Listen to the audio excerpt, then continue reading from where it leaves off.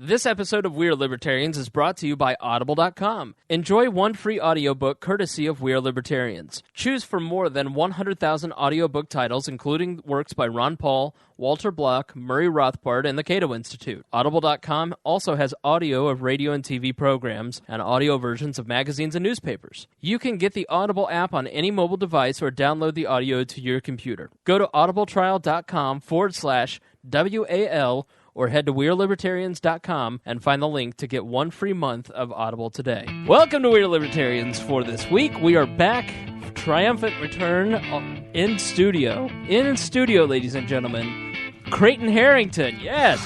Woo! Hey, Creighton's back. He's here for a 1-week reprieve, and we'll get to him in a minute. And then next to him on the couch is Greg Lenz. Greg? How are you, Chris? I'm doing wonderful. I am your glorious host, Chris Spangle. And to my left is the ever-effervescent Gena Martinez. Hello, hello. Back from her trip from Boston. I Thank you. that. Yes. Effervescent. I've been improving since you've been gone. This is Radio camp. We might actually be better this week.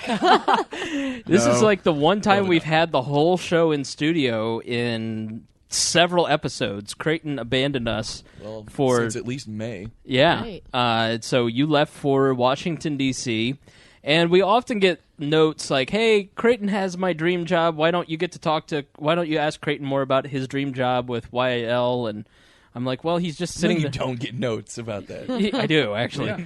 And I'm like, Creighton's just making phone calls. It's not that glamorous. Although I am making phone calls in what was previously called the South. He is now a proud resident of Virginia, as Creighton has accepted an offer to work for Young Americans for Liberty. What is your big fancy title now? Midwest Regional Director. Even though you're living in Virginia. Yes, but typical Washington. He's like Dick Lugar. I'm from Indiana. You're just like Dick Lugar. You live in Alexandria, and you're pretending to represent the Midwest. To be fair, Mid-Atlantic Regional Director was my previous title, and I did that out of Indiana. So that's true. What kind of operation are you running for? And I say that with all due respect because they are major sponsors of this program. No, they're not. No. They endorse pretty much everything we say. Everything we say, Young Americans for Liberty loves. What about you guys fluoride, to strike Chris? that from the record, please? Big thumbs up. No, that's a joke, just because it makes Creighton uncomfortable. So tell us a little bit about your time in Washington, D.C. as an intern. What are some of the highlights? The biggest thing was I was drunk a lot. Say that into the mic next time. There was a lot of drinking. Right. And I made this point because I went to We are America's future. Yeah. I kind of felt like that a little bit. Like, these are the people that are going to lead the world in a few years. You can't do any worse. It's like 20 years from now, I'm probably the president's at this party. He's hammered on scotch. But no, it was kind of funny because when I went to IUPUI, it was a commuter campus, so you didn't have like the whole campus life that you have at most schools. So when I got back out there, it was like my first year at DePaul again. It was like every weekend there was another party. It's like if there wasn't a party, hey, just come over, buy a Sixer. We'll buy a dirty 30 of Natty Light. No, by the way, DePaul University in Greencastle, Indiana, named one of the top party schools. Number 13. Number 13. They went down a notch. They were 12 last year. Many of the students there, 7 years after Creighton left, still studying of all the things that you taught them when you were at DePaul. I'm not going to say that I didn't get any schoolwork done at DePaul, but I did end up at IUPUI. But no, it was a lot. It's a lot of fun, and it's just been kind of everything that I had been wanting to do since I first got involved, and I'm essentially I am a political operative, quote quote. Mm-hmm. I guess that it wouldn't necessarily be my title because I work for a specific nonprofit who advances their company on. So what you're saying is the IRS was right. I'm saying nothing. We do not endorse candidates. We do not endorse parties. Right. We do not take stands on. You endorse specific parties, pieces just of not political parties. No, we do not. Yeah, well, we do not take stands on specific issues. So, for all intents and purposes, we don't take sides. So, I'm thinking of the Pizza Hut box, if you know what I'm talking about. Ron Paul in his car, things like that. Oh. Just those kind of little yeah, highlights. Those are little quirks. Yeah. So Yeah. Ron Paul gave his card. I mean, Jeff Frazee, who runs Young America's Liberty, is good friends with Ron Paul. So Ron, after he retired, gave his car to Jeff, and the plan, I think, is to auction it off. For I don't know if it's for charity, if it's going to be for the organization or what. But we had to go take it to a park and take pictures of it, and we're driving over, and first off, I had to I was really giddy because I'm in Ron Paul's car. I'm driving in Ron Paul's car right now. Right. But we get there, and we were like, let's throw on the radio, and there's a tape stuck in the radio. And for you How I Met Your Mother fans, I wanted so bad for that to be I'm gonna go 500 miles. I wanted it so bad to be that, but it didn't work at all. Instead, it was Paul Anka. It didn't work. So we put on It the was radio. Barry Manilow. And if you want to get into the mind of Ron Paul, these are his presets: classical and NPR. Right. That's all he listens to, because the others were not said at all. But yeah, there was a Pizza Hut coupons up in the visor, and I said, we're never eating Domino's again. And the kicker is what kind of car it was. It was what did I say? It was like a Buick. It was like a Buick LeSabre or LeSabre, something. It was 1989. 1990. I think it was a 97, and the plates. The last time the plate sticker was updated, not the plate sticker, but the sticker on the registration was updated, was 97, because they don't have to update that as congressmen. Right. So it was like we probably could have gotten pulled over and fined for driving that over to the park. It was a total, and we'll find a picture of that type of car and post it, but total old man car. Yeah, it was definitely an old man car. But he also he gave his printers to us. And they've been trying to get rid of those, and I have to say those printers have been the bane of my existence. It's like we have this whole room in the Yale intern house that we can't use because there's just printers everywhere. And I've been they've got them on Craigslist and stuff, and I'm just like, why don't you just stick them on Ron Paul forums and say one of these printers printed audit the Fed, and I guarantee you they'll be gone in 10 minutes. Oh yeah, Like They will. fanboys. Yeah, no, or just get them to sign them. But If you want one of those printers, Harrington at wearelibertarians.com, and he can maybe find you one.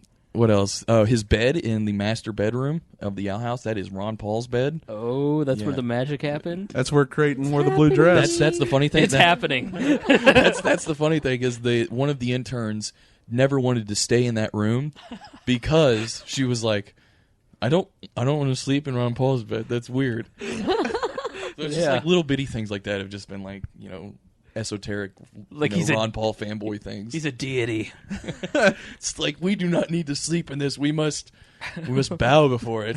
This Place flame, candles around the room. this flame must be lit at all times. Wash your feet before entering the bed. Yeah. So it's been a fun experience. What sort of famous politicians have you been able to hug and? Well, I mean, Make out with I've Creighton met does the not bulk shake of them. hands. Creighton hugs. I've met the bulk of them. I haven't sat down and talked with them like, hey man, let's talk for 20 minutes, Right. But Rand, Mike Lee, Ron, Justin Amash, Thomas Massey. Actually, we went out to a bar after the national convention, and Thomas Massey, who I got to say is quickly becoming the best person in Washington right now. Better than Amash? Yeah. Really? He is not only. I mean, he's just as good on the issues, but he just strikes me as so much more cool. What district does he represent? He's in Kentucky. I don't know exactly which district, but his license plate is the letter N, the letter D, and Fed.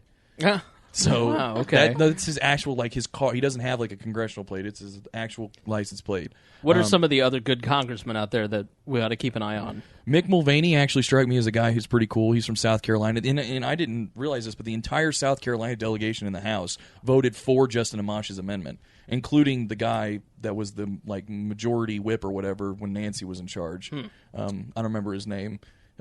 He's a black guy. Oh, Wow. Yeah, what is his name? Captain Virginia over there. Yeah. What? Okay, he was an African American. Oh, he used whip and African American in the same sentence. Oh Racist. man. The system's What am I racist. doing with my life? No, but he's good. Raul Labrador's good, and the thing is, He is. He's a good boy. they're not necessarily 100%. They're not like Thomas Massey and Justin Amash level, Right. But they're pretty good. But we're at the at the national convention. All four of them Mulvaney, Amash, Massey, and Labrador had a roundtable discussion. And I tell you what, man, Massey knew his audience. Like, he would just randomly, they'd be like, Michelle Fields would say, so what do you think about, what should be the solution to the fact that our dollar has lost all this value, blah, blah, blah. And Massey just was like, in the Fed. And everybody cheers and stuff. And then they're like, and then Mick Mulvaney goes, what are you going to replace it with? He's like, Bitcoin. God.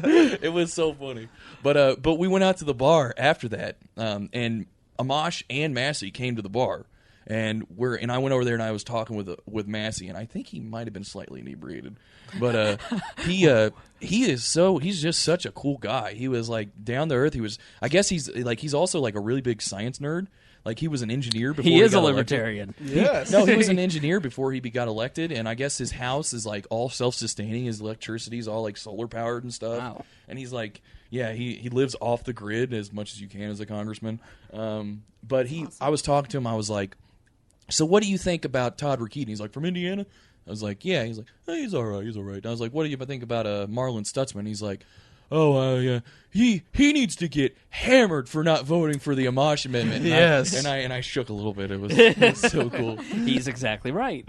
I mean, Rokita's actually been pretty decent on the NSA stuff. Rokita surprised me on some of, like, just since he's gotten elected in general. Mm-hmm. But Stutzman, and I was explaining it to him, I was like, Stutzman was one of the Tea Party candidates for Senate race, him and Hostetler, and they split the Tea Party vote, and that's why Coates got elected. Mm-hmm. And he goes up and gets elected to the House, and then just basically does everything the opposite of what the Tea Party stood for. He probably wants Coates' seat.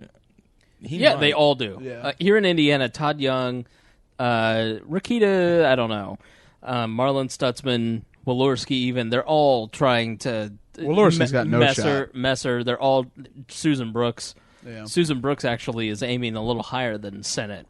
So I'll fill you in later. You're kidding me. Yeah. So it's that chance. It's just here in Indiana we've got there have been this year there's been 20 GOP weekly addresses. Mm-hmm. And all of them but one of our Republican delegation have given the weekly address. I mean, so Indiana has a lot of young congressmen who want to make their mark and move up. One thing I do think, though, this is slightly related, I think. The one of the points, we obviously we talk about like RAND 2016 a lot out there, and everybody always brings up, who do you think is going to be his biggest opposition for the Republican seat? Like, who's going to be, the biggest roadblock for him? And everybody brings up, like, Jeb Bush, and I don't think I don't think Jeb Bush is going to be it. I think he's got a lot of money. He'll have a lot of money behind him, but I don't think it's going to make a difference. Clearly, the largest obstacle is Chris Christie. Marco Rubio. No, I don't think it's Chris Christie. I think he's going to fizzle out, and he's not going to be. I think he's going to be one that's pushed, but I don't think he's going to end up being anything. And I was talking with some people out there, and I guess my instincts were correct, and a lot of people out there think that Mike Pence is the dark horse that's going to be the guy who Rand Paul has trouble beating. Here in Indiana, the reason he wanted to push a 10% tax cut through, and he ended up getting 5% income tax, which, hey, Gena, good luck with that extra $30 a year, which I'm not... Don't spend it all in one at place. your medical marijuana facility. Right. Which in Indiana doesn't exist. No, because Mike Pence strengthened marijuana laws, made it tougher. Which, was totally necessary. Right, because we have such an outrageous problem with marijuana. Hey, them kids out there, they're smoking that weed and like getting that reefer madness. They're all running over people. And Yep. So a staffer of Mike Pence told a local radio show host that within 18 months of him getting elected governor, he'd put polls in the field in Iowa. So I don't know how many months away we are. I mean, did we honestly think that he wasn't? Mid 2014, you'll start hearing rumors that Mike Pence is probably running for governor. The other one that you mentioned... For president, for president. The other one that was mentioned was Rick Perry, which you, Greg, surprised me because you think he's the guy to beat in 2016. I do. If that's the guy the establishment's going to get behind. Yeah. Rick Perry. He's the one the establishment's going to get behind. Right. I don't know. But give him the reaction that I gave him at dinner that night. I'm not sure I can say it on air. No, like, Really? Yeah, I think it's going to be him, and I think Biden's going to beat Hillary for the Democratic nomination. I'll stick by that. He thinks Biden. I could see Biden making a surprise. I could see that. Biden kills everyone but Rand because he's going to get all but the thing is, the white trash Republicans. I've been looking at polls coming out of Ohio, and the only person, or the person who consistently wins the 18 to 24, I think, bracket, and beats all of them, including Republicans versus Republicans or Republicans. It's Rand. Yeah, Rand beats them in 18 to 24, all of them, because he stands for principles, not for just random politics. Mm-hmm. You know, and you made a case of Biden versus Hillary, and I'm just like, really? But Uncle Joe's Teflon. I mean, the guy committed plagiarism in '88 when he ran, wanted to run. I mean, but he's likable, and he is not partisan. He's kind of like Frank Underwood, and but he's not as wily and as smart. But he comes off as just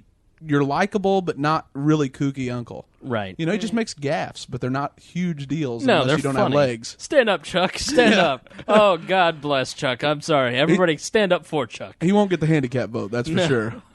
The Villages, America's favorite hometown. I don't even know what's going on. I have no clue. You have to go look up The Villages and Joe Biden drunk. Yep. And he is dancing and singing The Villages. Isn't he always drunk? Yep. Yeah, probably. That's why he's so likable. Right. He's just a likable guy. Yeah. Tell me you don't want to drink with Joe Biden. God. We went to an Atlas Summit, the Atlas Summit. I'm sure I told you, what's her. We know, but tell the listener what an So Atlas Atlas Summit is the Atlas Institute, not to be confused with the Ayn Rand Institute. If you want to get your face punched in, if you say that, but the Atlas Institute is just another Ayn Rand style, organization, promotes objectivism, all that jazz. They have their summit every year. And we went there and we tabled as Yal there at their summit, and we're sitting there, me and one of the other interns at the that night. Stossel moderated a panel on 4, I think, businessmen / politicians, and John Stossel, I swear to God, was hammered. I'm not even kidding. He was. Did his mustache smell like whiskey? He was noticeably drunk. He gets up there, but he did a good job. Listen, every time I'm in a room full of libertarians, I need to be wasted. You two. He is he's a guy who his drinking problem isn't really a problem because he was very functional. Right. He did a very good job, but he has a drinking solution. Yeah, but you could just tell. You could just tell by his mannerisms and he was drunk. You know what's wrong with this country? Your face. It's stupid. In the Fed. Your stupid face is wrong. You need a mustache. So him and Todd Selleck are the only two people that like each other in the world. Right. So what is next for Creighton, Harrington, Montgomery III? It's funny. Everyone thinks that my name sounds regal out there. Right. It is regal. Creighton, Harrington. Except look at you. You're sitting here drinking PBR. Bass Pro Shop. Bass Pro Shop. Trucker's He hat. looks like a Southern frat boy that went to Furman or Elon, like a Southern finishing school. Before we start the podcast, Greg gets up and he's like, hold on, don't start yet. I'm like, what are you doing? I'm getting the other 6-pack. Yep. There's 4 cold beers right there in front of you. There's 3 now. Well, there's going to be an emergency halfway through the podcast, I'm sure of it. They're definitely 12 deep in cans of PDR. Everybody PDR knows. Right now. Everybody knows that the level of quality of this program increases directly proportional to the amount of alcohol we've consumed. It's true. It's just like Storytime with Gena. When we're popped, it is awesome. It's true. I'm frankly, I don't know about you, Gina, but I am frankly amazed at the amount of alcohol that Greg can drink. I'm impressed, but not amazed. And I'm disappointed at how little they can drink out there. I mean, I'm not even kidding, man. And I unseated the champ for shotgun speed. That's how you got your job. Yeah, There was a that's probably shotgun what it is. Wow, beer that guy's contest. Creighton, Harrington. That guy knows how to practice. Hired. Creighton, Harrington, Fring Murka, 1 beer at a time. See, I'm making it sound like I went out there and did nothing but partied. Drove around, Ray Poles. To be fair, it is an 8-hour job, 5 days a week, so I did actually go to work every day. Right. That happened. Went out there, drove around. That stuff Ron happens, Paul's car but drunk. more importantly, I'm the best drinker in the old neighborhood. Ever. Being the best drinker in Washington, though, isn't even good. Ted Kennedy's dead. Yeah, I you We're know? not talking about any topics this week. You Yes, let's guys. get Holy focused. Well, Let's get okay. focused. The next, you were asking me a question. And Yeah, I will what's respond to next? your question.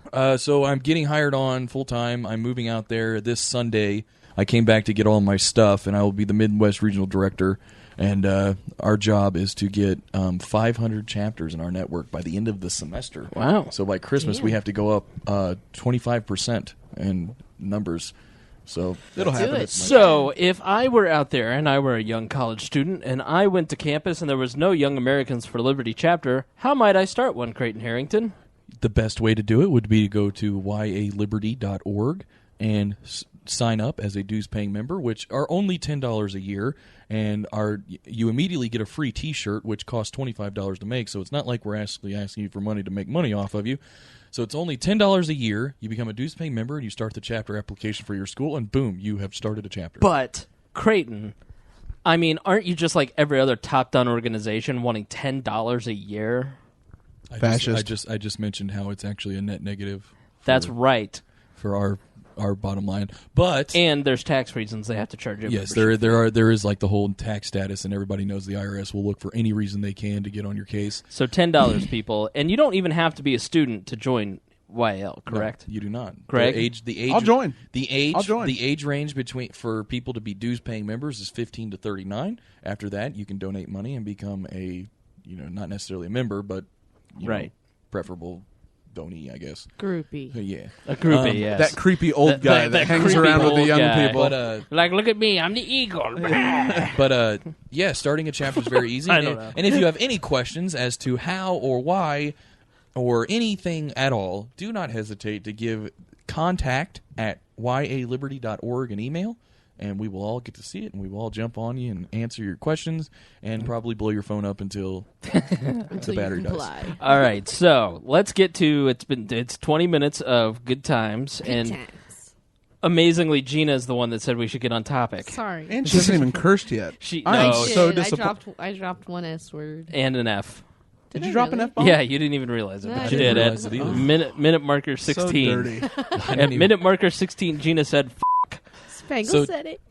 Wow. So at minute marker 16, Gena said beep, and you're going to have to beep yes. you saying that she said beep. Yes.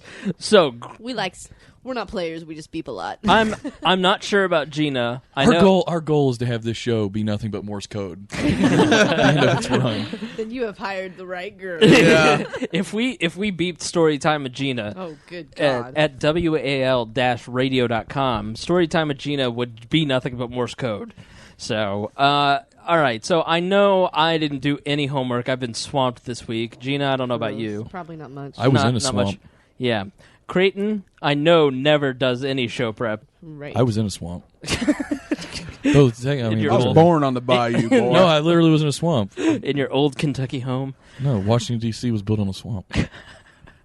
That's history right there for you. So we look at you, Greg Lenz, the savior of We Are Libertarians for episode 50, whatever this is. Well, then I am a false savior. But some interesting things did happen in the news this week that I think warrant discussion. So set it up for us. What happened the past week while we've been off with the supposed terror threat? Well, the NSA supposedly intercepted a conference call amongst al-Qaeda operatives that really scared the heck out of them, especially given there's been prison breaks in Pakistan, Iraq, and Libya or Syria. Abu Ghraib, didn't they all escape from Abu Ghraib? Yep, and there was a big conference call that they supposedly intercepted, and they are making plans, and they've switched strategies. And it scared the NSA, but it was convenient because not only did this come out, but the president went on Jay Leno and lied. And on top of that, he said he tried to be Mr. Political and say, well, now Edward Snowden, we're not sure. There hasn't been a trial. And seem like he's the good guy, even though he's abandoned all his principles. Yeah, he just basically his every action he has taken in response to Snowden has been the exact opposite of everything he said he'd do when he was running for office. Oh yeah, did you hear that they took down they took down his campaign website or whatever? Oh yeah, with all his principles, with all his promises and stuff. They took it down. Because the page straight up said whistleblowers need to be protected and we need to give blah, blah, blah, blah, blah. They took it down. Well, it became inconvenient at that point. Sort of like when Mike Pence took down his, which we have saved in the We Are Libertarians archives, his bio where he said he helped create the Patriot Act and helped shepherd in all of the NSA, all of the FISA courts. He was a lead author on all these, and in the Homeland Security Department. To make sure we bragging about that now. To make sure we get all of our tangents in. The guy in the one of the guys who supported the Amash Amendment, or the Amash-Conyers Amendment, to be fair. He was the original author of the Patriot Act. The original author of the Patriot Act is with Amash on this. Yeah, Sensenbrenner, right? Yep. I think so. Yeah. That's his name. Okay, so we have... I actually have a story about that. Creighton's back. Yeah, I actually have a... So, I'm about to get started on the topic. One more thing. I have a good story about that. So we're sitting there at the convention, and all the congressmen are, talking about all their stuff, and they were talking about the Amash Amendment, and Mick Mulvaney said, and this is something I think that's just truly amazing. So he said, Amash put up this, got all these people together and laid out all these programs. I think Mick Mulvaney was the guy who read the Fourth Amendment from South Carolina. But he said something happened during the debates for that never happens anymore in Washington. He said they were up there, they were debating sobriety. They were debating the amendment, and there were actually members of Congress sitting down on the floor at the front, watching Amash and all of his people debate the other people and letting it influence their decision. Wow. Yeah, that's very, very rare. I mean, that almost never happens anymore. Yeah. So no, everything's orchestrated by the party. He said leaders. The only reason they even got a vote was because Amash was able to sneak in and just talk with Boehner. Yeah, Boehner allowed it. Yeah, Boehner allowed it. And I guess to. They said you can say what you want about Boehner, whether or not you agree with what he stands for, but he's a man of his word because he gave Amash his word that he'd do it, and they did it. Well done. All right, so let's... There's just so much... it's like one big thing. Okay, you've got... They're all interrelated. You've got the NSA, you've got Benghazi, you've got the terror threat, you've got the Amash Amendment. I mean, everything kind of is interwoven into this big pot. So I guess the place to start is the terror threat. And so they've intercepted this, and we're not a conspiracy show. Not at all.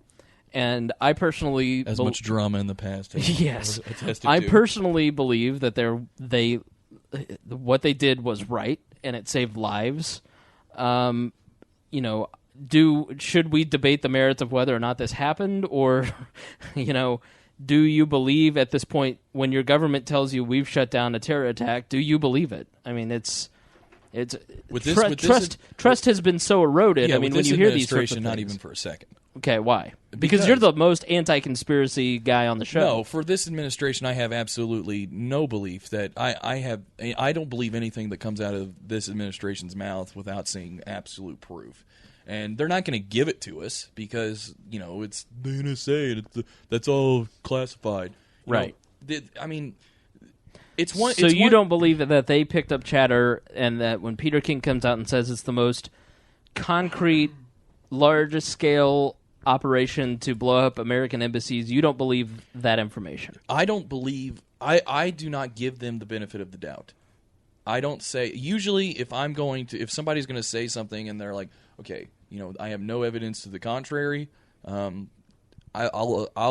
give them the benefit of the doubt. But with the actions of this administration, from the beginning of all these scandals coming out, and the actions like people like Peter King and all these people, and just in general, there's no reason, there is no logical reason for me to assume that they aren't lying to me, because they have been lying. They're on record lying about so many things in the past few months. Why should this one be any different? I'm not one to come out here and say that convenience is nothing more, or convenience isn't just coincidence. But honestly, it comes out, and there's a big news story coming out from Jake Tapper that is, the bane of everything who has ever said that Benghazi was not a news story. It's like right. It is the. We'll get to Benghazi, so let me cut you off there. We'll go around and I'll ask Gena next. Why lie? What would be their motivation of lying? Because the NSA needs to be saved. Okay. The NSA program, they have lost the public's faith. For throughout the post 9/11 America, and people may not have liked that that their privacy was sacrificed to an extent, but they were okay with it because it was to stop terrorism. We have seen now with unanimous public support in opposition to the NSA program, that the NSA wiretapping program, that they have lost the public's trust. They have lost faith. They've lost face. The NSA doesn't. It's not this entity protecting us anymore. It is an organization that is literally working at odds with the American people. I mean, even their defense of how this program works is that, their defense of it implies that the American people are the enemy. Right. It's like they literally imply that the American people in aggregate are the enemy that they have to look in upon. And Mulvaney made a point at the convention. He said the question always comes up, if you don't have, like Lindsey Graham said, if you don't have anything to hide, then what are you worried about? So that's not the appropriate answer. The thing is, if you don't have anything to hide, it's none of your business. Right. And I think with them losing so much face, with the Amash Amendment, with so much the president's numbers have tanked. I mean, even look at how he responded to Trayvon Martin. He didn't say it was, we need to respect the court's decision and stuff. He first made the point, and he played to his base and played the race card a lot. I mean, their backs are against the wall. They know it, and they have to do something to make people realize that this NSA program is as important as they're out there saying. So all of that is evidence to the point that they're lying. Now, I don't have any smoking gun proof that they're lying. It's just that your faith in your government is so far eroded that when they go on the Sunday Talking Heads and say that this is that big of a threat, you just don't believe it anymore. No, I don't believe it at all. There's no reason for me to believe it. They can try and scare me all they want, but honestly, it's like the boy who cried wolf. Right. Why should I? What reason do I have to believe them? Because they could be right, and they could have blown up all these embassies. Coulda, woulda, shoulda. I don't. That's not enough impetus for me to take action in their favor. All right, so from our least willing to entertain conspiracies to our most willing to entertain conspiracies. Guilty. When the government comes out and gives these red alerts and they say all these things, do you believe them? And if you don't believe them, what would be their reason for lying? In this particular one, I absolutely did not. I didn't buy into it. I don't think very many people did. I mean, if you think back about 10 years ago when we would get to Terror Alert Orange, people would be flipping the out. It would just happen. And now we're to a point where I don't even know, what did the Terror Alert get to? I think they abandoned the color-coded system. Did they? I don't know if they did or not, but I didn't hear whatever it was. But see, it was. I think it was at least orange. It was significant enough for them to pull out Americans from multiple embassies. Right, and we're not even aware of what the Terror Alert color was, and we're pretty well-informed individuals. So that's how much the average American, gave two craps about it. Look at that. Self-censorship. Nice job, Gena. Wow. You're welcome. But it's so wonderful to see a child grow up. Greg Lynch. God damn it.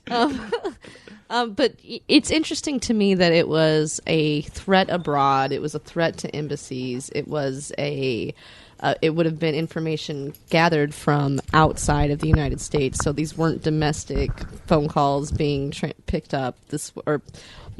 Domestic communications being intercepted. These were international communications, we can assume.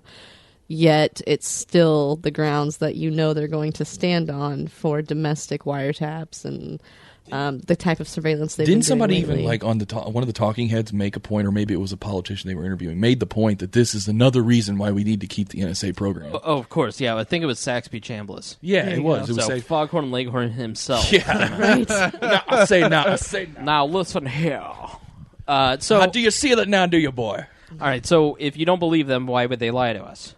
To try to justify the spying that was exposed, and like Creighton was saying, just the setup of the NSA makes the American citizen the opponent, essentially, or the what was the word that you used? The enemy. The enemy, and the way that they're treating the individual that made us aware of it and expose the information. Listen to what they're trying to charge Edward Snowden leaked information to to The Guardian was the UK, right? Right. So he leaked it to the Washington Post or Washington Times too? Right. Or something The Post and the Guardian. Yeah. So one of those is an American news outlet.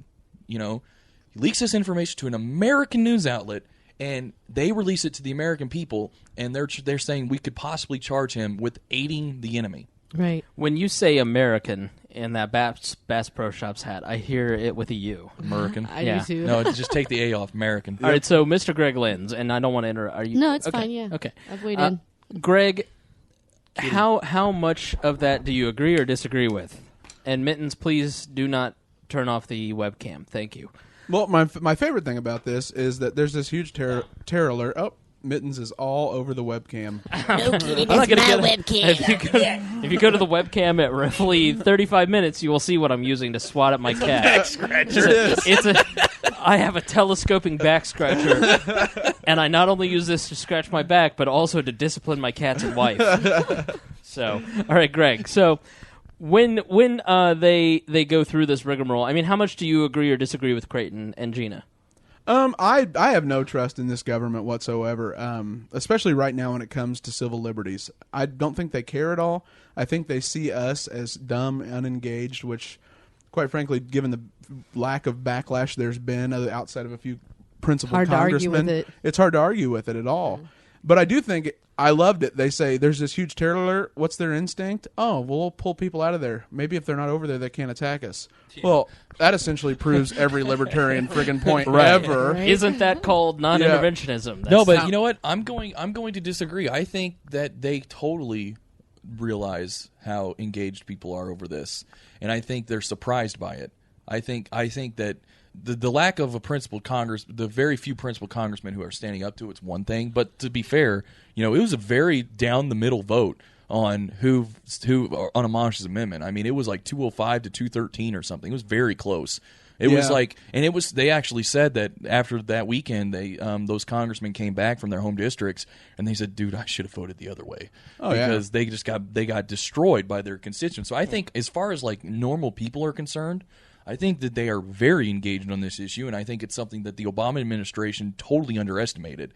I think that this is, in 2006. So that in 2006, when people started to go through the immigration debate with the Bush administration, and that's when they came out with their immigration plan, which was amnesty. It wasn't amnesty, but it was. Yes, it was. But it was not build a fence out of Mexicans. It was amnesty. So which is what it was amnesty. This isn't the 300, right?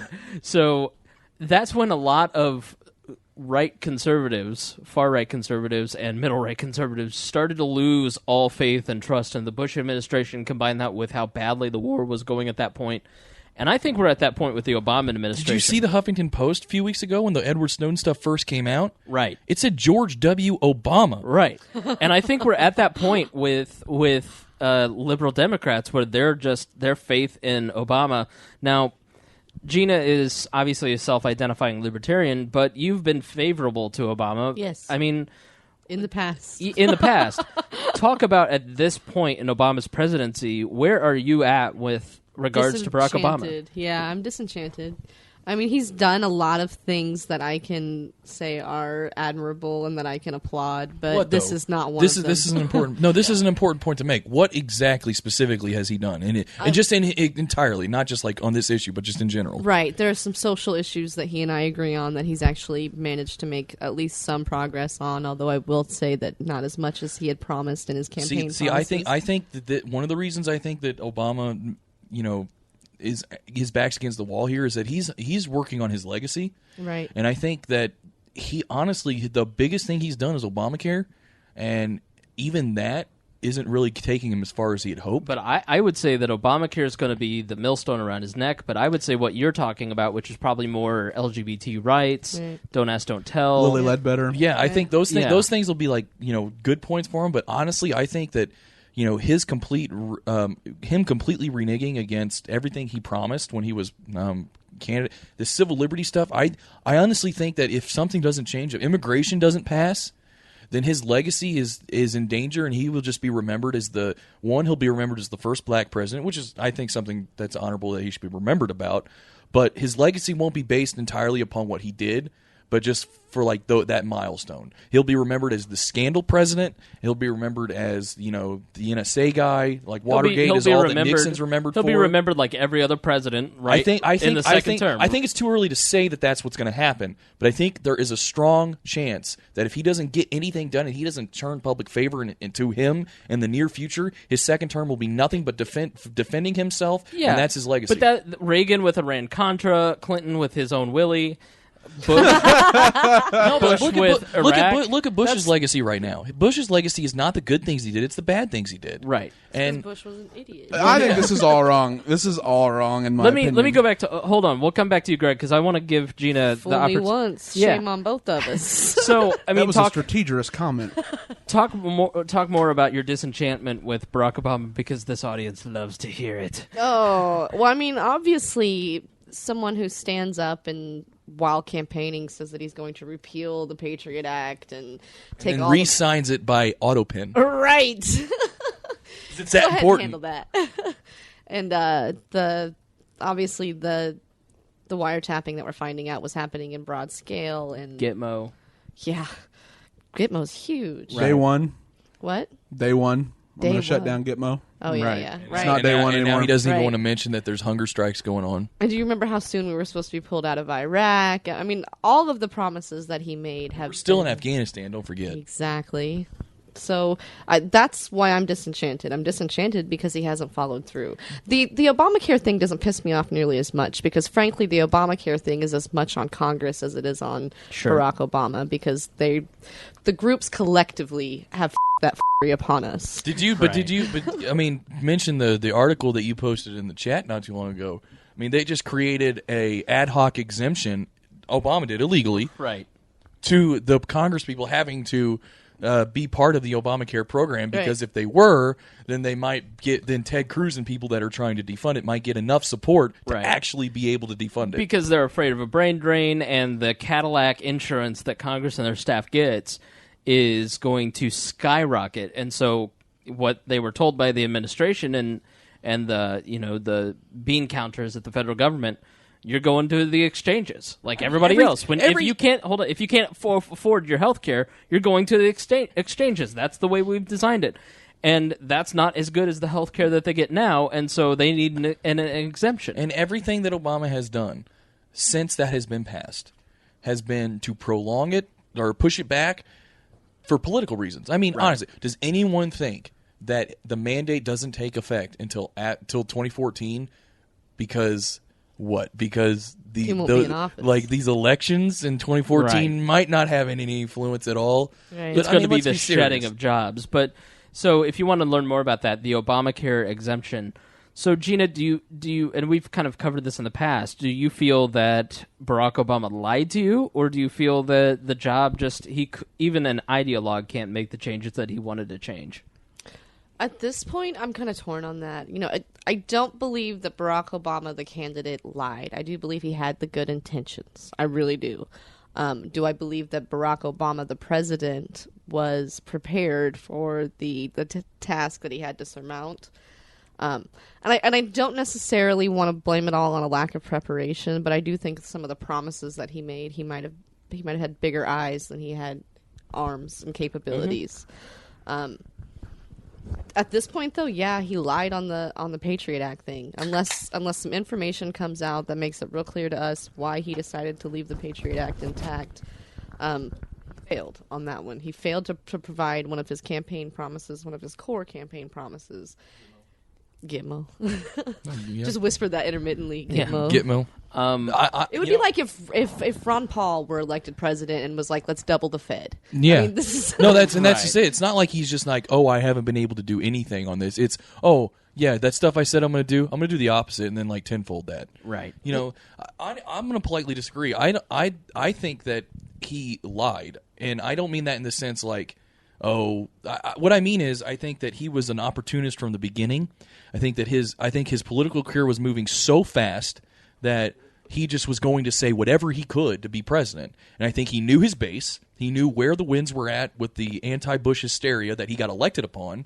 And I think he just said what the base wanted to hear. Right. I don't believe for a second he believed it because, I mean, you can't judge his record because he had no record. Well, there's also a huge difference between governing and campaigning. I mean, what the realities that you face when you're campaigning, you face no opponent. When you're campaigning, you can say whatever you want. When you're governing, you have a very real opponent that does not agree with you on basic fundamental principles anymore. I mean, there's no middle ground at all. I mean, Rand Paul and Barack Obama couldn't be farther apart. I mean, hell, Rand Paul and John McCain and Lindsey Graham couldn't be further apart at this point. And you know what? Nancy Mace. Yeah. Yeah. All right, so let's get back to the embassies. Let me give my opinion. I don't know that... I think that they probably found it out through informants and through inside information first, and that's how they knew where to look in these wiretaps and in the metadata. And you easily could get a judge to sign off on that in the system that we have set up outside of the NSA, outside of the FISA courts. And Rand Paul made that point several times in several media outlets, that everything that led to us discovering this legitimate threat, we could have done legally. We don't need the NSA spying program. We don't need, X key code. X key code. X key code and going into X keystroke. X keystroke and going into people's metadata. And the metadata, I would really like to know if Congress people actually know what metadata is. I mean, it's basically a lot of data. Did you see Bachmann when she was debating on the floor before the amendment? There's more information in the phone book. She's an idiot. Yeah. How did she graduate law school? She is the reason. Okay, I spend 40% of my life explaining modern technology like Facebook to people over the age of 50. That is what I spend most of my time doing. Imagine your grandparents. This is the oldest Congress on record.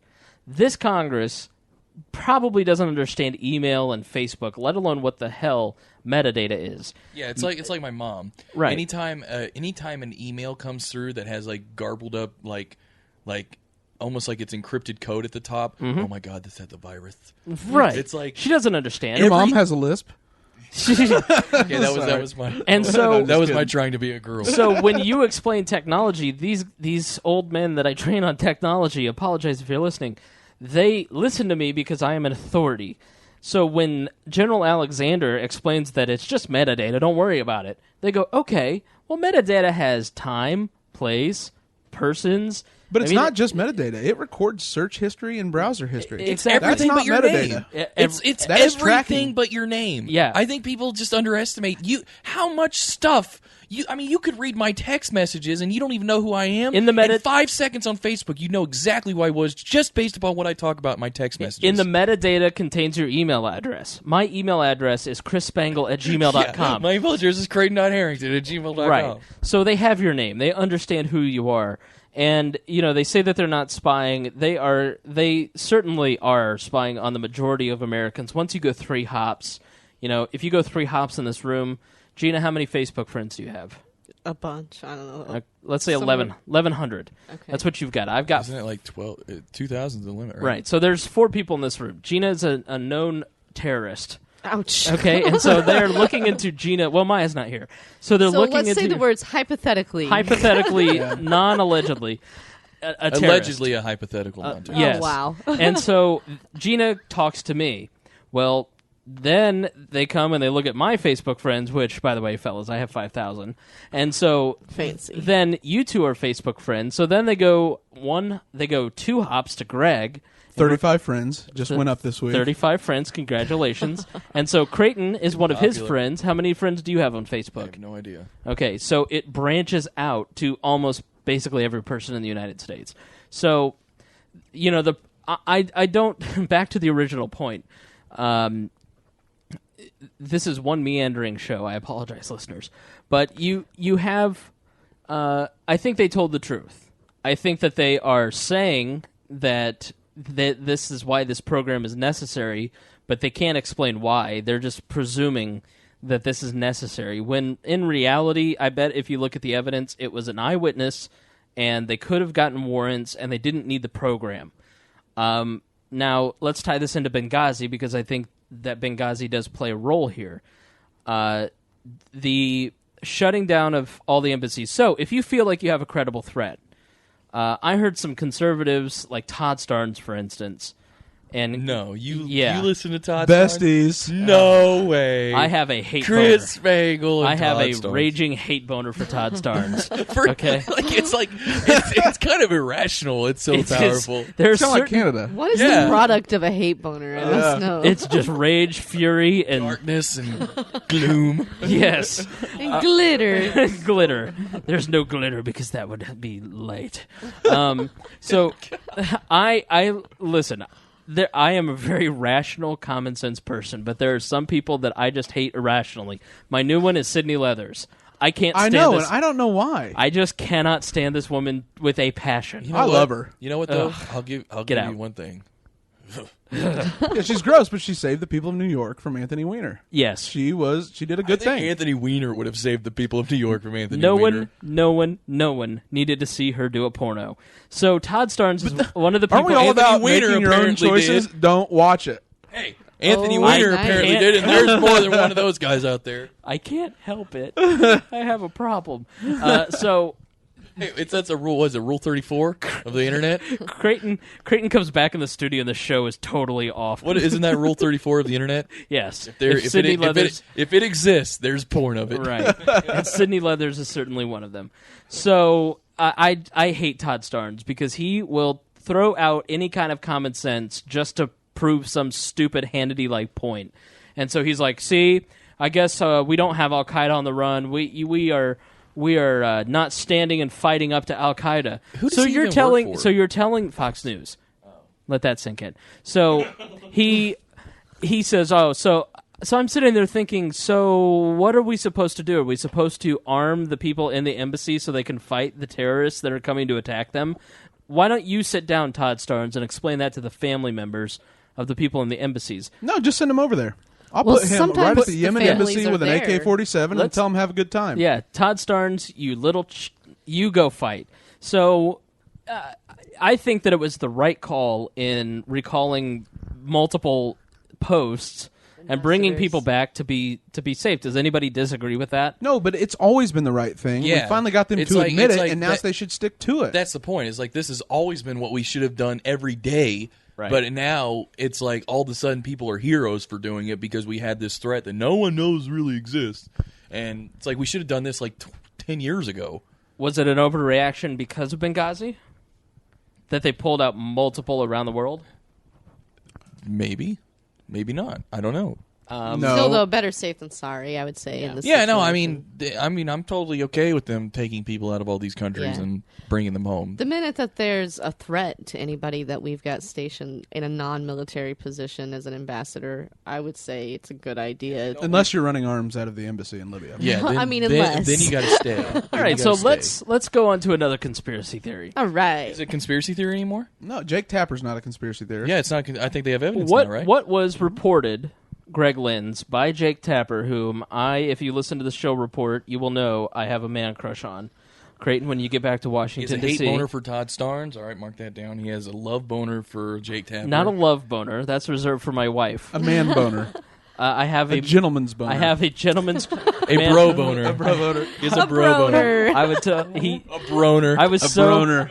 I was so defeated the day that he yelled at me on Twitter, Jake Tapper. But then I was like, he tweeted at me. I was like, "Yee!" Then Anderson Cooper talked to you, and oh my gosh. And then he leaned over a railing and spit on me, Yep. just like Justin Bieber. Did you frame it? Yeah. So Why is he? Why? Not really, but like, why would Anderson Cooper be that guy? Be what guy? The guy that leans over railing and spits on no, you. Jake. I was talking about you. Sarcasm. was a Oh, I joke. gotcha. No, I got the Hashtag. He's so sarcasm. DC Okay. now. I got the sarcasm. I thought he was saying Anderson Cooper He's was so had establishment. done something that was the equivalent of spitting over. You've lost touch with Americans. Do you not know who Justin I've lost Bieber touch. is? Oh God, I wish I didn't.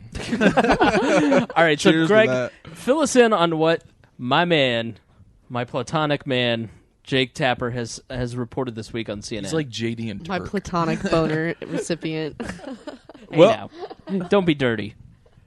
Well, he has been investigating the Benghazi scandal for quite some time and has found from several sources that there were at least 26 Americans on the ground at the Benghazi or at the embassy. And who Now might why they? is that important? Because somebody said there was nobody on the ground. Who was that? Every major news outlet in America and the President of the United States and the military and everyone else. And who? Somebody who's going to run for president in 2016, didn't she say something? I think Rand Paul said something, and Hillary Clinton decided to just sweep it under the rug like nothing happened. Creighton, yeah, that's right. What difference does it make at this point? What difference does it make? All right, so Greg, these 26 people that were on the ground at Benghazi, who might they be paid by? Well, probably the CIA would be my best bet. And then on top of that, it's not odd at all that they're being subject to lying tests every single week. A polygraph test every week to see if they're cooperating with the press. Yeah. Whoa. All the people who were weekly on the ground, Jake Tapper is reporting that they are being pressured every single week. They're given a polygraph test to make sure that they are not leaking information to the press. So you've got men in the CIA who, if you're part of the establishment, there are probably listeners of ours who wouldn't find that to be an honorable profession. But if you are part of the administration, you would find it to be an honorable profession. So why would you want to come down on them so hard? What could they possibly be hiding and trying to keep secret, Greg Lenz? That they're in violation of every treaty the United States has by dealing weapons to Syrian rebels. Wow. And we have evidence of that. Jake Tapper's working on it. Oh, okay. So as of this point, I can't say that the conspiracy theory is proven. And my man Jake Tapper will find out evidence. So at this point, listeners, until he gets a job as press secretary. At this point, listeners, I am still waiting on that smoking gun. So, Greg Lenz, if you were listening to what podcast, where would you have heard this 2 months ago? The Show Report. No, we are Libertarians. Did we cover that? Screw the Show Report. Now listen, this stuff. I've got Ripley's something important to say about the CIA. What? Great. We had Subway at the convention on the last day, and those bastards were down the hall learning something, and they came down and took our Subway. Oh, the what? CIA. How would you know? Okay. Wait a minute. That's what you would think, but tell you what, they are the most non-graceful people. Were they wearing T-shirts? No, one guy came down, and he's like talking in some foreign language, and he's taking all of our Subway, and we're like, who the hell was that guy? And then like 8 people come down after him, and we're like, are you with Young Americans for Liberty? And they're like, no. Turn around. Go back. He's like a CIA agent ever. You caught him. My God. I know. It's like, but it's true not to nonviolent form. You didn't do anything It was to not stop Splinter him. Cell at all. No. So Creighton's just getting drunker by the moment. He's starting to rant about Subway in the middle of the story. I just know that's my first experience with anyone who ever worked for the CIA personally. And they made a terrible sandwich. It was a bad first impression. So you believe allegedly that we were running weapons to Syria? Unequivocally, not allegedly. Okay. Why? I'm still allegedly. Why? Because I believe that Hillary Clinton... I see this, everything that's happening, I see it from a political perspective. Okay. The president... Welcome to the podcast. Yeah. The president... Yeah, very nice. The president going on Leno. The president, if anyone watched that, he is trying to make it look like his second term. He's pivoting to jobs. He's making sure that Democrats win in 2014 by delaying Obamacare. He's trying to set it up for the handoff for whoever comes next. Most likely Hillary. That's the favorite. And so I see him essentially he should be the sacrificial lamb for Benghazi. And unfortunately, oh my gosh, Creighton just built a Pabst Tower. Please don't do that. It's empty. So he's building he should be the one that is taking taking He should fall all on the the sword. If he granted it still hurts Hillary if he does it, but now Biden's set up to crush Hillary with Benghazi, and it's going to come out. Jake Tapper's going to get to the bottom of it. That's what what's his face did with Iran-Contra. Yep. Mm-hmm. The what was his name? The guy who took the fall. Ollie North. Yeah, Ollie North. Yeah. Ollie North took all the fall, and Reagan goes on live television and says, "I don't think what I said was a lie, but apparently it was." Yeah, right. But you're never North got all the blame. You're never going to see that come out of Barack Obama's mouth, though. No, he went on Jay Leno and said, "We do not have a domestic spying program." We said that word. No, he did. I swear to God, word for word. He said, "We do not have a domestic spying program. What we have are mechanisms in place to track communications in the United States." That's not spying. We're just tracking your communications. It's just archiving the most everything. Politician answer to anything. Right. Oh well, then they were talking about. No, time out. Who's the person that's sitting there watching them that's like, okay. Well, no, he does reasonable. Creighton, you're going to have to settle down a little bit. Let Greg finish. President Obama does reasonable flawlessly. He does reasonable as well as anyone I've ever seen do it. But unfortunately, I think he's an ideologue. I think he couldn't handle compromise on any issue he wanted to do. And I disagree with all you guys. I think he's going to be seen as the victimhood president. He is going to be a victim to the crazy right-wing Republicans, just like how Clinton was. It was so sad Clinton never got to rise to the occasion and become a great president. Henry Hyde is such a dick. But now he's considered a great president. Right. No, but not Now he not is. historic. He's considered as like but not historic. Not like historically FDR, because it hasn't Kennedy. been enough time yet. Oh, no, what did he do? That's it. He had a good economy. How many people? How Built many a good presidents that are surplus, considered? yeah. FDR did everything the opposite of what a good president would do because he was just a huge government president. But he did it under the he's one of guise of helping the middle class. And I know, poor but the Americans. difference is But Bill Clinton Clinton is already the golden days of the Democratic Party in the post-Reagan world.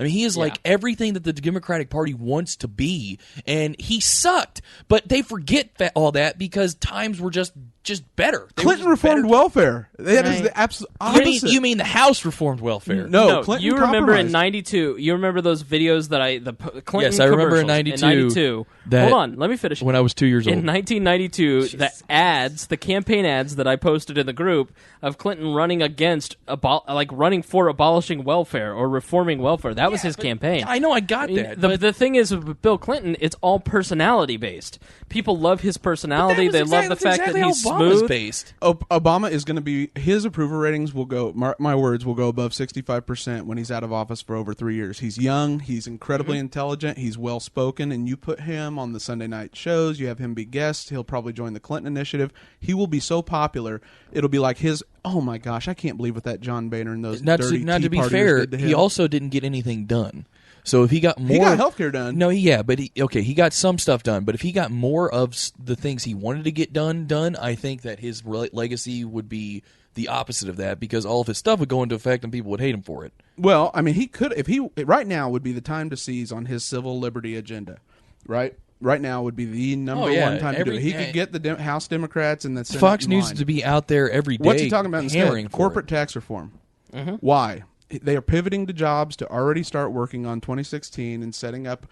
We care about the middle class. That is going to be their message. It's going to be jobs because the economy's still not going to be good. Right. And then they're just praying that they can hope the Democratic primary doesn't turn into Benghazi, which Biden will hammer Hillary on. It is the 19th time that Barack Obama has tried to pivot to jobs. And he keeps trying to get back to jobs, but the problem is nothing he's doing is creating jobs. No.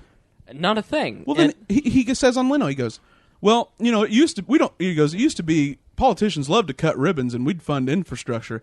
We don't need a huge government. We just need a government that provides essential services. I looked at it I was floored. I was like, this isn't a huge government. Right. This is the mean, biggest government in the history of the world. I mean, they can only listen to everything Empire. you ever say on the phone. That's not big. Right. Yeah. Any data that you transmit electronically. Oh, you have to buy health insurance or you go to jail. That's not big. No. That's not big at all. It takes one guy coming to your door with handcuffs. And didn't we That's have one like the guy. first military takeover of a large city? Yes, posse comitatus violated. Yeah. Yep. I think he has the worst political advisors I have ever seen. Right. Axelrod, David Pluff, that you got in a little fight with, and you saw it We just firsthand. had He's an incompetent. exchange. No, Yeah. you called him out, and you were right. And he, No, I'll tell you exactly what's wrong with Barack Obama and his advisors. He doesn't have any. Yep. And Valerie Jarrett might be the closest thing that he has. Michelle, maybe. And he has no other advisors. He's not like Hillary, where, if you remember when Hillary's emails got hacked, she was talking back and forth about Benghazi, I think, with James Carville. There's some who speculate that the war on women stuff was started by George Stephanopoulos, and she was instrumental in creating that narrative. So she still talks to the people that they worked with in '92, with the She's exception. exceptionally well connected. Right. She was the first lady, not a decade or two ago. She's got this down. But he's president, and he doesn't have. Who are his advisors that stand out? no one. Axelrod is on MSNBC, and doesn't really seem to have communication with the White House. And he couldn't be any more unlikable. Right. Robert Gibbs is on MSNBC, and he doesn't seem to have any kind of contact with him. Barack Obama thinks that he said it, Valerie Jarrett said it at one time, he thinks that he's the best speechwriter. He thinks that he is the best. He thinks that he can do every single person's job in the administration better than they can. He's so It would- good he can't remember the speeches. Right. That's why he needs a But teleprompter. it would be so easy right now to seize on this narrative and say, listen, the NSA serves an important role. non-Americans are not protected by the Bill of Rights. So what we're going to do is put law into place, or we're just going to follow the law we already have. We're not going to spy on Americans. We're going to spy on the terrorists, and every American would stand up and go, "That's exactly right." He could totally come off as the hero in all this. Nope. Right. Instead, Just he take is George away the domestic W. Obama. spying element. He could totally take this entire situation, which he has advanced and magnified during his term, turn it around and be the hero. He could come out as the guy who stopped the NSA program. He could and instead he goes out there and says that Edward Snowden is a freaking traitor. Do you know what? Do you know what would happen? Yeah. No, I'm with you. But do you know what would happen if Barack Obama came out and gave a live address from the Oval Office and said, "Listen, Nobody would watch. I know, but listen, look."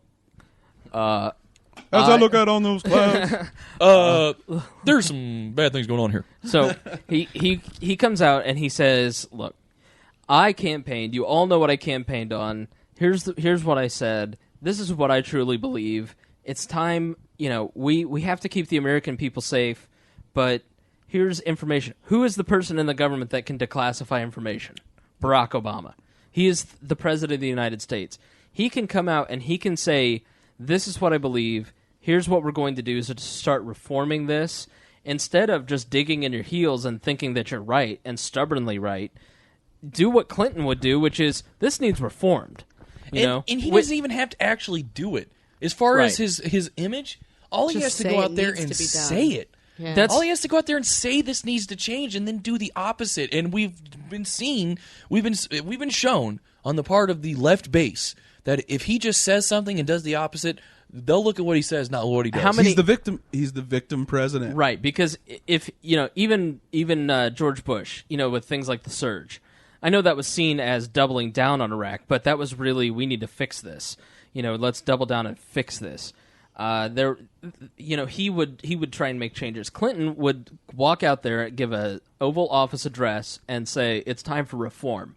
We're 10 years out. Al Qaeda's on the run, and it's time to start scaling back our operations because they're so defunct. The sad thing is, I think, we're doing the opposite. We're coming out and saying, "Look, we're still scared of them. We're still scared of them. They're still bad. It's still the terror is."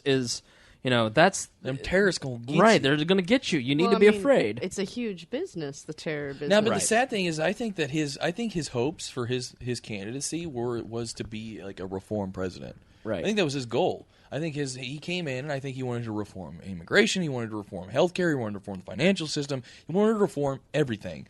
And now, all he can be seen as is the guy who passed Obamacare. I don't even know if they say it's healthcare reform anymore. They just say it's Obamacare, and that's it. I mean, if immigration doesn't work, he's screwed. And he got Bin Laden.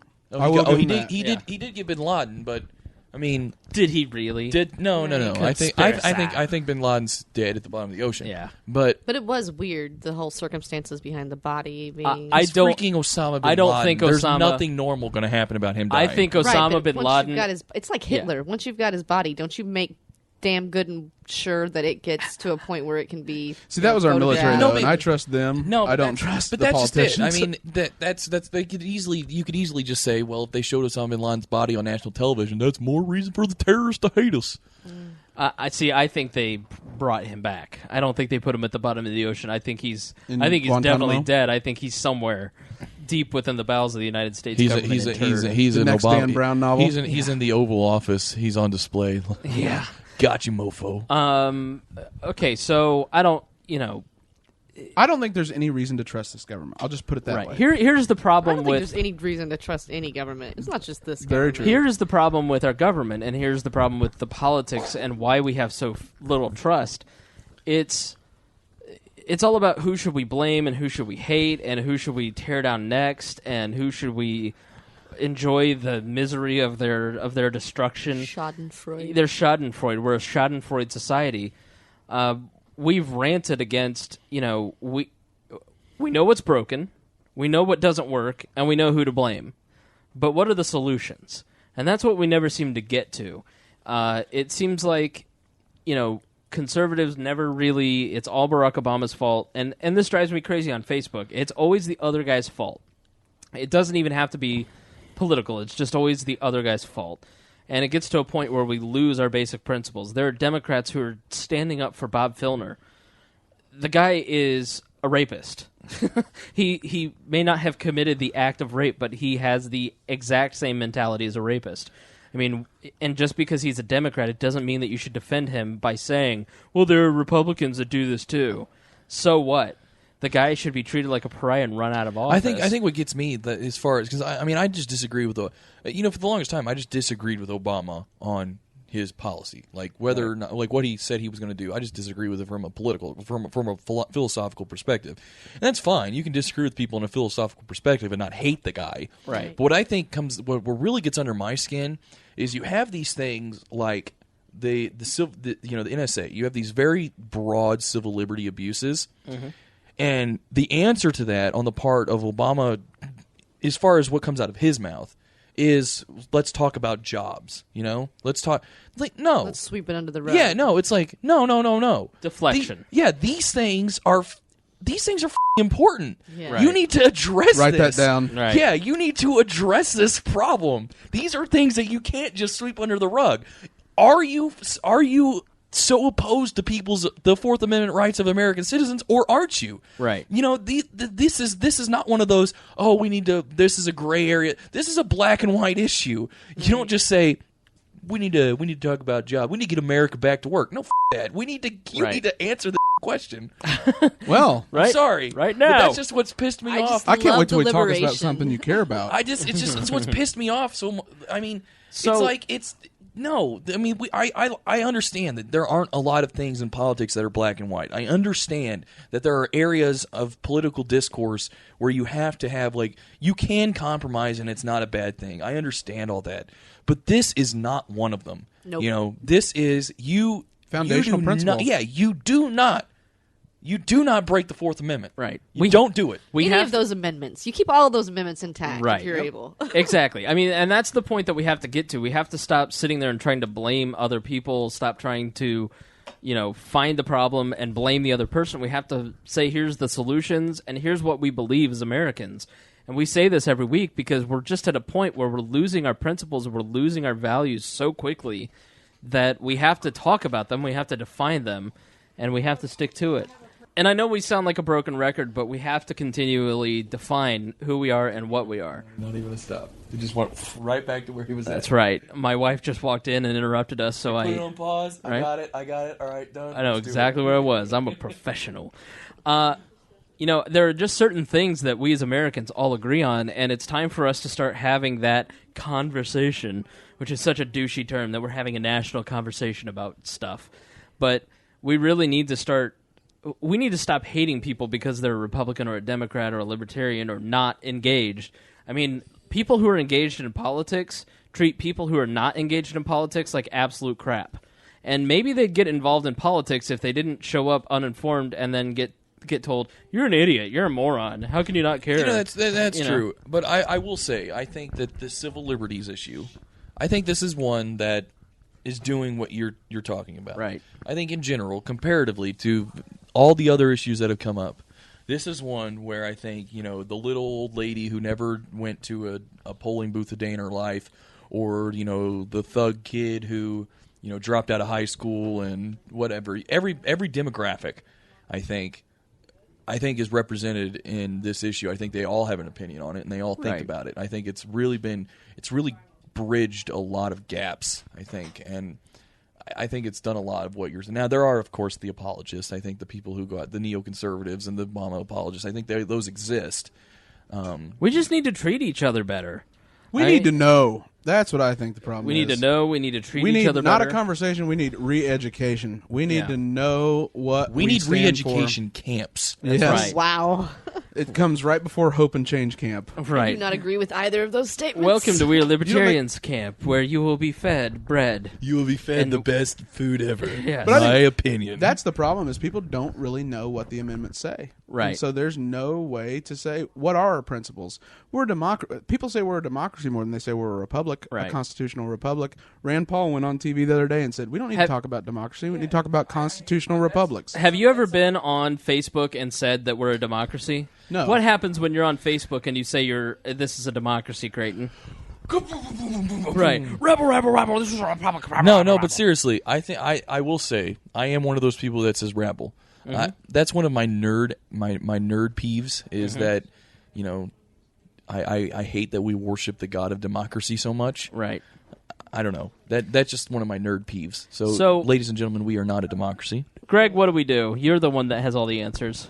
I don't think a lot needs to be done other than restoration. We go back to our foundational principles, and we're right where we want to be. The government can't spy on us. We can still spy on terrorists, so you can have that compromise, even if the terrorists are real, which I don't know anymore. Right. In other words, the Constitution might have been a good idea. Yeah. Right. It really, the Bill of Rights. You know, I don't like it. You know, I wish I could rewrite it. You know, but if we don't defend it, what good is it? No, we Not need even, to. it's just a piece of paper. Right. Yeah. No, I It's agree. not even paper, it's hemp. I don't know if that one's hemp. I know the draft of the Declaration of Independence was written on hemp. You know what we really need? Or we need a system of repercussions. Like with Obamacare, it's coming out, and there's going to be everybody's health care information is going to be easily accessible. And I can guarantee you that's going to get hacked or leaked, or there's going to be an exposed amount of people's personal data.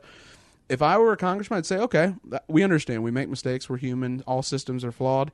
It's a $10 million fine every time it happens. Check payable to the American citizens. Mm-hmm. Anytime you're spied on and you are not, you have there's no reason for you to be, that's a $3 million fine. The federal government has to pay it out. Yeah, but does the federal government pay it, or does the individual who is responsible pay it? Because if it's just the federal government, it's like taxing ourselves. And No, ourselves. the federal government pays it, and you have a balanced budget amendment, and then they will stop passing stupid laws that cost them money. You have to make it hurt in the pocketbook. Stop passing stupid laws because they're stupid people. You will laws. if there's repercussions, because if you make it where there's a balanced budget and they cannot raise taxes, like the repercussion has to be that the people of America don't vote for people that do these things. I've always thought there should be some sort of accountability for people that make exceptionally stupid decisions in office. I think there should be, but honestly, if you want to know how do you change the governmental system so that it reflects your values, get involved and vote and change the conversation on the ground. I mean, the average Joe American doesn't care. They just don't. They don't care. They go and they might vote, maybe. If their parents taught them anything, they might vote.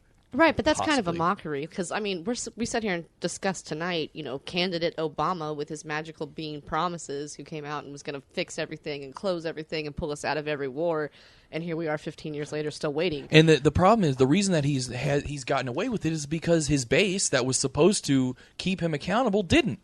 They didn't keep him accountable, and they're not keeping him Republicans accountable. are just going to hate him no matter what. So it's up to the reason, Democrats. Yeah, the to reason police. the reason he's still doing what he's doing is because the environment around him is not telling him to do otherwise.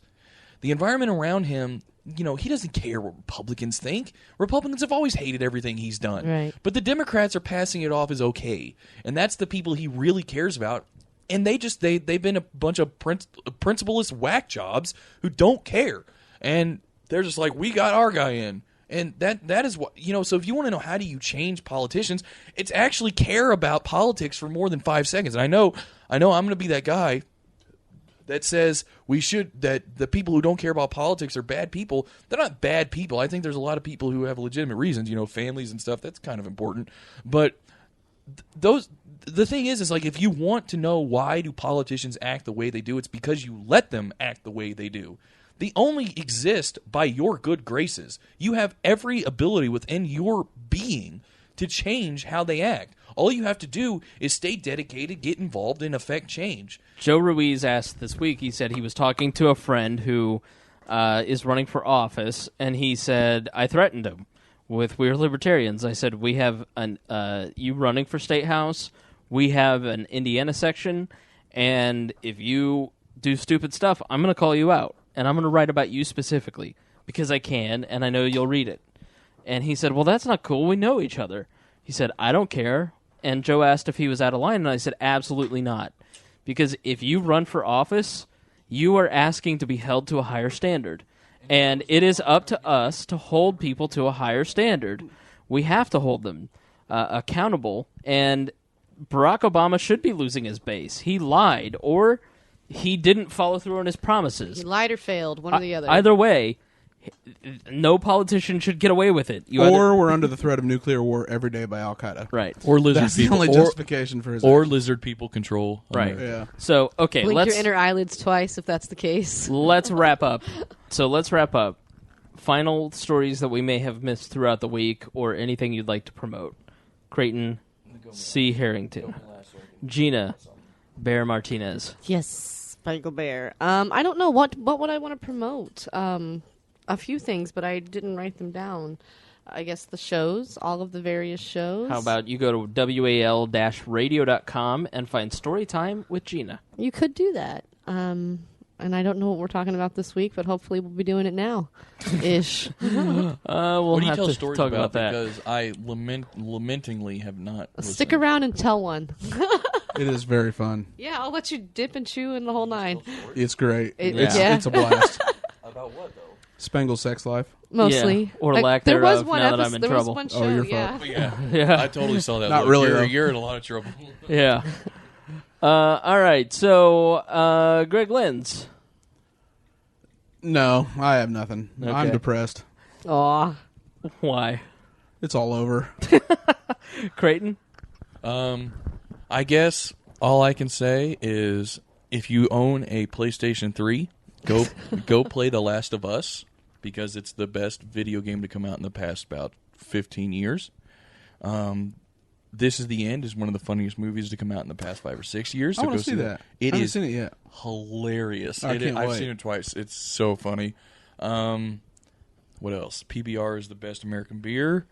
America. Nah, it's the best American light tasting beer. I think Sam Adams is pretty good. Yeah. I don't even drink beer, but yeah. All right. What else? Anything else, Creighton? Let me think. You've said a lot this episode. Bass Pro Shops is the shizzo. Bass Pro Shops is cool, and that's also a fishy story. Boo.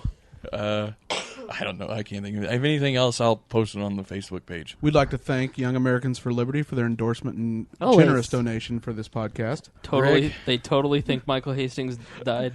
You the guys hands are of gonna Barack get me Obama. fired. No. No, just kidding. Let's think of the larger implications of the Americans running guns to the Syrian Yeah, that's embassy. You can't Scary. sign off with that. Yes, I can. It's a clear violation of the Logan Act. You will not. You will not. America is not allowed to arm possible future enemies. Let's think about it this way, okay? Who executed the attack? It seemed to be people who are fairly well organized, well trained, lots of shiny new weapons. Who would possibly be arming them and executing these raids? The Soviets. Who are we opposing in Syria? Well, Assad is backed by Russia and Iran. The lizard people. Right. And we are backing the other side. So what if Russia and Iran were behind the attack on the American embassy and they are the ones who provided the weapons and the strategy and the support to kill our ambassador and 3 other people? You really don't like Putin. I think he's like the next great dictator. It'd just be payback for when we funded and created our future enemies in Afghanistan in the 80s. Yeah. So maybe a You mean the proxy thing. Mujahideen? They were freedom fighters, man. Really? They were freedom fighters. They were Allah fighters. All right, so this has been an episode of We're Libertarians. We promise not to suck. an next time. episode. It has been a episode. It has been the episode of We're Libertarians this week. So I just don't know if we can do any better, but we're not going to try again this week. So next time, we promise. Do better next time. Music for We Are Libertarians is provided by Hoosier musician Brian Keith Wallen. Please check out his website, briankeithwallen.com. The song is Bad Spell.